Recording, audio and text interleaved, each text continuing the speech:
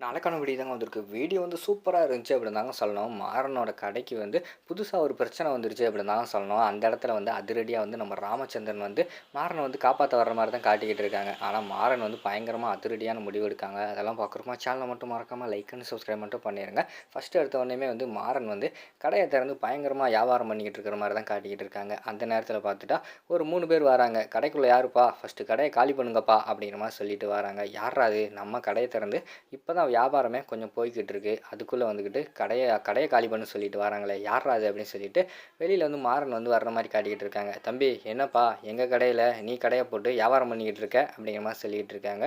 "யோவ் என்னையா நினச்சுக்கிட்டு இருக்க? நானே இப்பதான் கடைய ஓப்பன் பண்ணி நல்லபடியா முன்னேறலான்னு பார்த்தா, அதுக்குள்ள உன் கடைன்னு சொல்லிக்கிட்டு இருக்க. ஒழுங்கா போயிரு அவ்வளோதான் பார்த்துக்கோ" அப்படிங்கிற மாரி சொல்லிட்டு இருக்காங்க. உடனே அந்த புதுசா வந்தாங்கல்ல அவங்க சொல்றாங்க, "தம்பி என்ன எல்லாமே ஆதாரத்தோட தான் வந்திருக்கேன். இந்தா பாரு பத்திரமே என் பேர்ல தான் இருக்கு. கடையே எனக்கு தான் சொந்தம். ஒழுங்கா கடைய காலி பண்றியா? இல்லைன்னா என்ன பண்றது?" அப்படிங்கிற மாரி கேட்டு மிரட்டுறாங்க.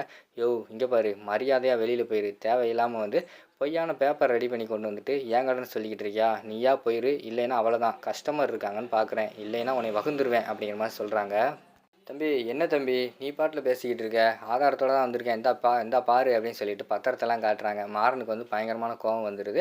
2 பேருக்குமே கை கலப்பாயிருது. நம்ம மாறனுக்கும் அந்த புதுசா வந்தவங்களுக்கும். அதை அங்கிட்டு கொஞ்சம் தூரத்துல இருந்து நம்ம மாறன் சாரி ராகவன், கார்த்தி, அதுக்கடுத்து ராமச்சந்திரன் எல்லாருமே பார்த்துடுறாங்க. "அப்பா அங்கே பாருங்கப்பா, மாறனோட கடையில் ஏதோ ஒரு 3 பேர் ஏதோ பிரச்சனை பண்ணிக்கிட்டு இருக்காங்கன்னு நினைக்கிறேன். சண்டையா இருக்குது வாங்க போவோம்னு" சொல்லிட்டு எல்லாருமே வந்துடுறாங்க. வந்த உடனே சண்டையை பிரித்து விட்டுட்டு மாற்றி மாற்றி சண்டை போட ஆரம்பிச்சிடுறாங்க. அப்போ ராமச்சந்திரன் "நிப்பாட்டுங்கப்பா என்னப்பா பிரச்சனை?" அப்படிங்கிற மாதிரி கேட்க ஆரம்பிக்காங்க.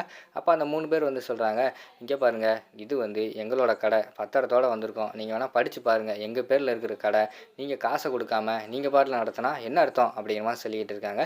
"என்னங்க நீங்கள் தேவையெல்லாம் பேசிக்கிட்டு இருக்கீங்க? நாங்கள் கடையோட உரிமையாளர்கிட்ட காசை கொடுத்து தான் நாங்கள் நடத்திக்கிட்டு இருக்கோம். பாக்கி மட்டும் கொடுக்க வேண்டியிருக்கு. அதுவும் மாதம் மாதம் கொடுத்துருவோன்னு சொல்லிட்டு தான் கடையை நடத்திக்கிட்டு இருக்கோம்" அப்படின்னு சொல்லிட்டு அந்த இடத்துல வீரா சொல்கிறாங்க.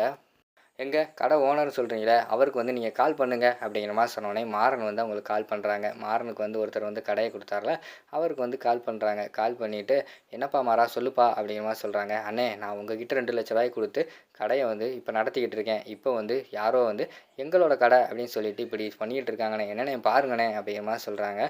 "சாரிப்பா மாறா உங்ககிட்ட மன்னிப்பு கேட்கணும். கடை என் பேரில் இருந்தாலும் நான் ஒருத்தவங்களுக்கு 8,00,000 கொடுக்கணும். அதுக்காக அந்த கடையை தான் அடமானம் வச்சுருந்தேன். இப்போ அவங்க தான் வந்திருக்காங்கன்னு நினைக்கிறேன். அவங்க தான் உங்ககிட்ட காசை கேட்குறாங்கன்னு நினைக்கிறேன். பேசாமல் நீ ஒன்று பண்ணுப்பா, ஒரு 8,00,000 ரெடி பண்ணி எனக்கு தர வேண்டிய காசை தர வேண்டாம். அதை அவங்ககிட்டயே கொடுத்துரு. அதுக்கடுத்து அந்த கடையை நீ நடத்து" அப்படிங்கிற மாதிரி சொல்கிறாங்க.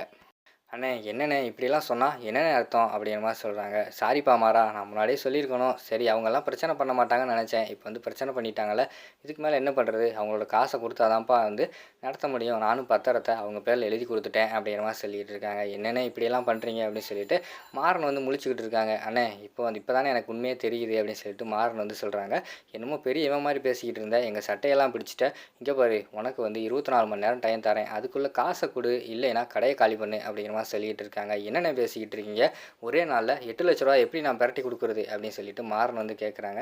"தம்பி உன்னோட பேக்ரவுண்ட் தெரியாமையா பேசிக்கிட்டு இருக்கேன்? எவ்வளோ பெரிய ஜவுளி கடை வச்சு சம்முன்னு நடத்திக்கிட்டு இருக்கீங்க. இந்த ஏரியாவிலே நல்லா ஓடுற ஜவுளி கடைனா அது உங்கள் கடை தான். ஒரு நாளைக்கு எவ்வளோ வசூல் ஆகுது, உங்களோட சொத்து எவ்வளவு, உங்கள்கிட்ட காசு எவ்வளோ இருக்குது எல்லாமே எனக்கு தெரியும். 8,00,000 உங்களுக்கு ஒரு காசா? அதை நான் உங்களை சொல்லி காட்டணுமா? ஒழுங்காக கொடுத்துரு தம்பி ஒரு நாளில்" அப்படிங்கிற மாதிரி சொல்லிகிட்டு இருக்காங்க. உடனே நம்ம ராமச்சந்திரன் சொல்கிறாங்க, "சரிங்க ஒரு நாள் அவங்க காசை நான் தந்துடுறேன். நான் உங்களுக்கு காசுக்கு நான் பொறுப்பு" அப்படின்னு சொல்லிட்டு ராமச்சந்திரன் சொல்கிறாங்க. "அப்பா அதெல்லாம் வேண்டாம்ப்பா, என்னானாலும் பரவாயில்ல. இன்னும் ஒரு நாளைக்குள்ளே ஏதாவது பண்ணி காசை நான் ரெடி பண்ணி தரேன். நீ கிளம்புங்கண்ணே, ஏன்னா உங்களுக்கு காசை நான் கொடுக்கணேன்னு சொல்லிட்டு அந்த இடத்துல மாறன் அதிரடியாக முடிவெடுத்து அவங்கள அனுப்பி வைக்கிற மாதிரி காட்டுறாங்க. அதோட பார்த்துக்கிட்டிங்கன்னா அந்த வீடியோ முடிச்சிடுறாங்க.